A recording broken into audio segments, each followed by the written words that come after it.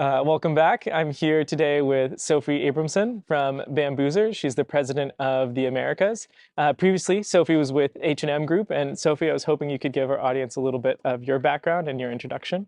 Sure, nice being here. Thank you for Uh, having me. Thank you for being So, here. well, my name is Sophie, and I started out in retail and fashion. So, I spent more than a decade in e-commerce management, digital marketing, and then in 2019, I stumbled upon my current CEO when she was pitching the idea of doing live video shopping over in Europe, and I decided to join the company that summer. So, since 2019, together with her, I've been driving kind of the go-to-market and the commercial strategies for how to make live shopping boom outside of China. That's And awesome. I'm currently heading the US market. That's great. Yeah, and so kind of having that perspective where you do have a lot of oversight and you've been really touching a lot of the strategy. Can you give us a little bit of the maybe overall perspective on the global Bamboozer business? Sure. So when we launched back in 2019, this was very early, pre-pandemic. Yeah. Society was kind of a different thing. And we launched this technology being so firmly convinced that e-commerce had to evolve. I've spent more than a decade and it's kind of been the same, this static e-com page and, add to cart and pay, just a picture and some text, while everything else was evolving. So we went to market saying, what if the current online behavior where you see people being on TikTok or in Zoom meetings or FaceTiming can be mirrored on e-commerce? What would that do to, engagement and conversion? And that was kind of, the hypothesis we went with. And in, I would say, 6 months' time, we started to gain some really good traction, especially in the fashion and beauty space, which didn't really surprise us. They are very used to working with everything from influencers to social media strategies, kind of a mature approach to those channels. And within, I'd say, a year, we went from being a team of 30 to a team of over 150. We gained traction in all markets. Japan is a market where we had organic traction since day one. And we currently work with brands of this size, like, Clarins on a global scale. We work with Samsung. You can see us work in department stores like Macy's or Bloomingdale's. You see us look in most big, global enterprise companies are somewhat trying to do live video shopping with us. And for the Japanese market, for example, Bay Cruise is Oh, a big nice. customer of ours. That's awesome. Really interesting. And so, how have you seen those changes maybe from 2019 until like through the pandemic until now, 2022, in live shopping in general? Like, who were maybe the earliest adopters, and what are maybe some unexpected changes that you've seen recently? So I think when we went to market, we didn't really know how it would be perceived. And interestingly enough, it took slightly a different way compared to what it looks like in China. Mm, So live video shopping became more of a like preferred channel for more complex sales or for like education or even like premium sales. So instead of being this like bargain promotion driven 5 hour shows, it became more like these appointments with your favorite brands or retailers where they explained or educated or like gave you inspiration. I think initially this started out, of course, as a lot of a, marketing or event kind of oriented thing. And, you know, do remember that during the pandemic, most stores shut down and this became one of their channels, like try something out that was different to reach their target audience when everyone was sitting at home. Over the course of the last, I would say 2 years, we have seen that, however, this has now become more like an integrated part of an e-com strategy. So instead of saying, hey, let's try and go live because we can't do anything because everyone's at home, it's become, how do I make my e-commerce interactive and video? And so the stakeholder has changed from being mainly like marketing and let's say PR, going all the way into like more strategic, like e-com managers or like head of digitals.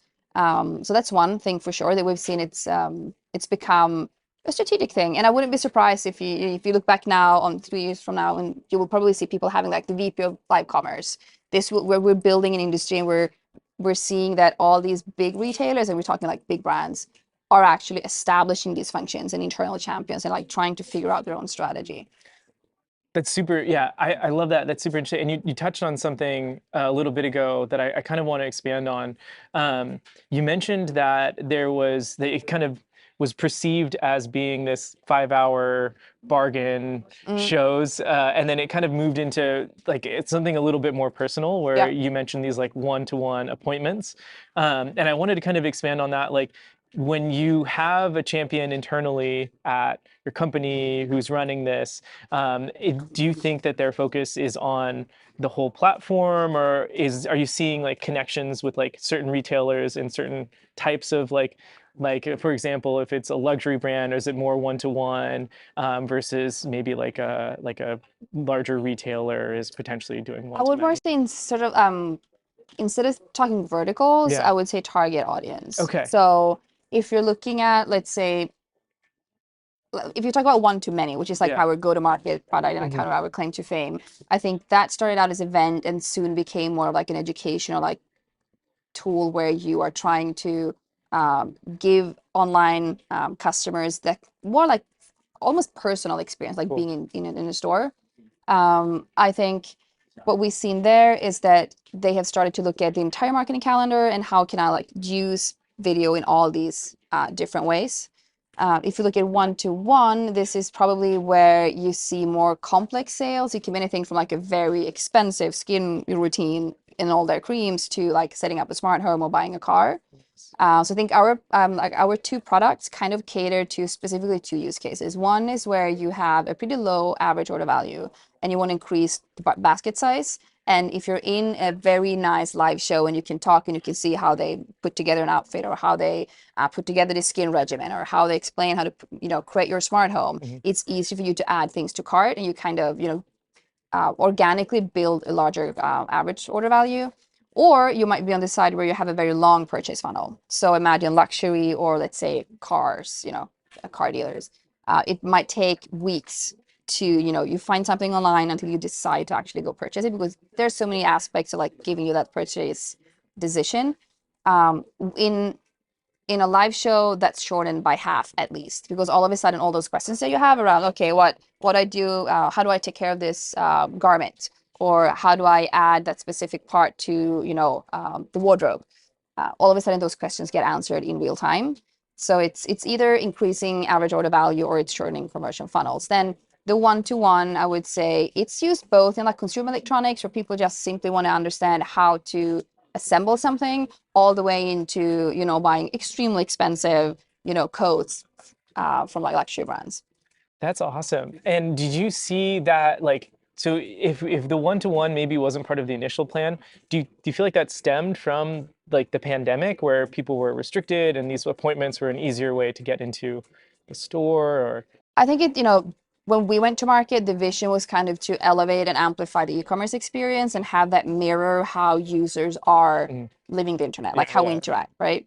So it was kind of a natural development that, okay, we do realize that video on an e-commerce site 10x conversion. All of a sudden, people stay for 10 minutes in a show, 90 minutes in a show, 25% are interacting in the chat or sending likes, and between 9 to 15% are actually converting. Like this, we're onto something here. Then, of course, you have those use cases where maybe a two-way video call would do the trick even more than having this like one broadcast to the many with a chat. So I think it was more of, we realized that video will really be the future of how we're going to shop online. Let's just add this additional piece. So the most successful retailers we work with, let's say like a Clarins, for example, they have both solutions. So depending on the use case and who you're trying to reach and whatever whatnot, you decide here's when we go one to many, here's when we go one to one, and you can also bridge them so you can kind of send traffic between. That's awesome. Yeah. Really interesting. You mentioned Bay Cruise and the Japanese market. Do you guys have future plans for investment in the Japanese market, or what's your thinking around that? So we were so amazed back in 2020 when we started seeing this like organic traction from a market that was so physically, far away from EMEA where we kind of started out. And I think we're working with these large enterprise companies, and they are present all over.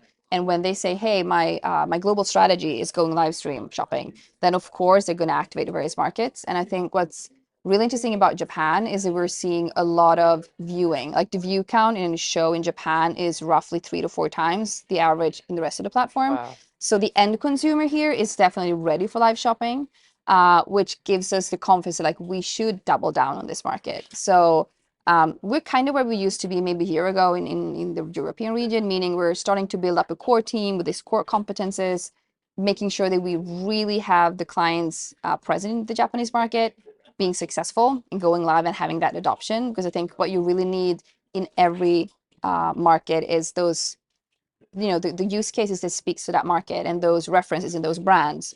And we see this as one of the top three markets, definitely. That's awesome. My next question was about the importance of the Japanese market. Yeah. I don't know if there's more you want to expand on there. I Well, feel like we covered everyone some. knows it's like the one of the largest e-com markets. We see that end consumer adoption is there. I think we see a lot of potential. Where we're really trying to do this little extra thing is hiring and partnering up with people that know this market. Because I think you will have to have a very specific knowledge of the culture, of the retail landscape, to the same extent that it's not exactly the same strategies we're applying right now in Americas versus Europe. It won't be the exact same strategies for Japan. That's awesome. That's great Yeah. to know. And expanding further on that, what are the types of talents that you find that really thrive at Bambuser? Well, I think, we're kind of this scale up where things are going really fast. And I think to thrive at such a company, you need to be a very driven and passionate person. And you need to be very, I would say, independent and kind of confident about your skill set. Like you're selling something that for most people you're going to meet is completely new. So you need to be convincing, like, hey, I'm the expert, I know this. I think enthusiasm takes you a long way in life overall. And when you're building market and momentum, you need to transmit to the counterpart that this is something you don't want to miss out on. So I think anyone that feels like I want to be part of building something completely new, I want to be one of those people that move the needle in the Japanese market, making sure everyone understood like this is the future of e-commerce. This is definitely a company for you. Nice. That was really good. This one's maybe a kind of a personal question for you. Coming from H&M and then moving to a tech company that's, like you Hmm. mentioned, really fast-paced. I don't Hmm. want to assume that H&M is not fast-paced. I'm sure it Yeah. is. But what are maybe some of those differences that you've seen in your time at both companies? So like I started out actually over in Southern Europe in Hmm. Italy working in luxury fashion, and then I moved over to like fast fashion, the big company of H&M back in 2015. I think what's really fun with being in tech and where we are as a company right now is that you see how you contribute every single day. Like, yes, we work long hours, we have a lot of fun, but you can also tell like every single person is moving a needle because that's how quick we're running and that's how few we are. I think what drew me to go into tech was the fact that I had been on this other side for 12, 15 years and just waiting for something to like make this leap. I was like, okay, there's nothing out there. Let me be the one driving that change. So I think I was kind of I came into tech out of my commitment to like changing e-commerce experiences, right? That's beautiful. So it's Yeah. like almost like this specific solution was the solution you were Oh looking yeah, for, I'm waiting for. pitching and I'm talking to Yeah, people that used to be me. Like yeah, yeah. most people that are on the other side of the table when I'm having conversations are e-com managers, head of marketing, social media experts. So yeah. That's awesome. And I watched a recent interview with you where you were talking about some of the differences in markets. And so I wanted to ask maybe what your perception of Japan is in relation to maybe America or China, which are maybe some of the other big markets for live video shopping, or even Europe. Yeah, no, I Yeah. think one interesting fact is that we've seen in Japan, a lot of brands and retailers tend to use a lot of staff personnel. So like the trend is definitely that you are maximizing what you can do with your store staff or expert, like in-house experts. So to a large extent, these brands are activating like their cool shop assistants or like their dermatologist, like or the designer, instead of going maybe for creators and influencers. And I think that's probably symptomatic of the fact that this is gaining adoption so quickly at the end consumer. And I think it's the brands that are doing live video shopping realize that how to connect and build community and be authentic is having people that really represents the brand or the retailer in front of the camera. So that's definitely one fascinating thing that slightly stands out. Like we see like a 50-50 split in other markets, but it's more predominant in Japan. And then I would say, as I mentioned earlier, like end consumers, they tend to stay slightly shorter, maybe 6 minutes in a show, but they are way more. So Nice. I think Yeah. the Japanese end consumer, they're kind of just waiting for this to explode. Like it's probably the retailers that need to catch up with end consumers. I can totally understand that. Yeah. I feel like even just our proximity to China, there's been kind of that bleed over of live shopping, and like we get trickles of it, but Yeah. nothing has really like hit the escape velocity. And so I think that Bambuser has a great opportunity in this Oh, market. we definitely have. Yeah. And so one last question that I do have is more around like for retailers or people who are looking to get into live shopping or live streaming. What are maybe some tips for success that you've seen with your platform? I think there's probably you need to have a certain baseline, and then there are like some, sprinkles on top. But the ones that are successful, they have internal dedicated people. Like you need to have someone that champions this in your at your company. Kind of similar to when, social media became a thing and everyone like placed that intern, like, Yeah. can you do something on like Facebook for me? Or like, can you start an Instagram account? I think once you realize this is going to be a very specific channel that will kind of interact with everything from, marketing to online to store, depending on how you build out your strategy, you need to have someone championing that can make sure to get stakeholder, investments. And then when it comes to going live and being successful, I used to say like go back to your target audience, figure out who you want to reach, because then there's a variety. Like basically you can do anything. Like anything you can sell in a video. Hmm. So just figure out if you're going to go for being educational, inspirational, if you need to be in store, if you want to like broadcast between different locations, if you want to go every day a couple hours or once a month. So it's more like this tool is for everyone. Just put someone in your company that really, really is passionate about it and have them come up with a strategy. Yeah, I love that. I think that's super interesting, and I think that you're so right when you say like video is for everyone. Like, Yeah. there's no one who's not watching video at this point, especially a mobile. Like my parents, I have old parents. Yeah. My parents they just came to Tokyo, and they are very invested in like video on smartphone. My mom will be telling me about like, oh, I saw this news story on my phone, and so I think that having that experience that's really connected. And my dad was literally shopping on his iPad on my kitchen counter. And Yeah. so I think that I was thinking about how much of a missed opportunity that was to actually be like for the ecom platform that he was shopping on. We've seen Yeah. over in Europe, we have seen like retailers with, let's say, a target audience that is, a couple of generations before us, Hmm. and they promote it in television. Yeah. Like, hey, talk to a shop assistant directly from your smartphone, or join a live stream to learn more.